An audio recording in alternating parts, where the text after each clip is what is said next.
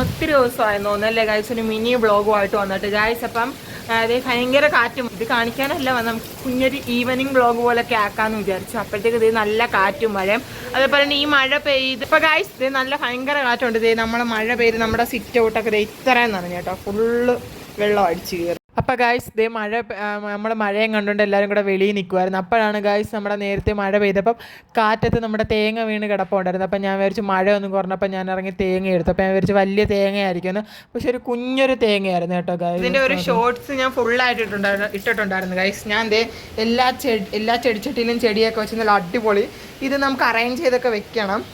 ഇതെല്ലാം നല്ല കിളിക്കണം കേട്ടോ ഗായ്സ്. അപ്പോൾ ഇതേ നല്ല കാറ്റ് വീശിക്കൊണ്ട് നമുക്ക് വൈകിട്ട് പാല് വാങ്ങാൻ വേണ്ടിയിട്ട് കടയിലേക്ക് പോകാം ഗൈസ്.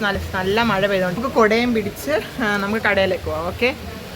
അപ്പോൾ ഗായ്സ് ഞാൻ കടയിൽ പോകാൻ വേണ്ടിയിട്ട് ഇറങ്ങി നടന്നു പോയിക്കൊണ്ടിരിക്കുകയാണ് കേട്ടോ. അപ്പോൾ നല്ല മഴയുണ്ട്. അപ്പോൾ മഴയുടെ ശബ്ദം കാരണം ഞാൻ പറയുന്നത് എന്തോന്നൊന്നും കേൾക്കാൻ പറ്റത്തില്ല. അതുകൊണ്ട് ഞാൻ വോയിസ് ഓവർ കൊടുക്കുകയാണ്. അപ്പോൾ നമ്മൾ കടയിലെത്തി, നല്ല മഴയായിരുന്നു കേട്ടോ.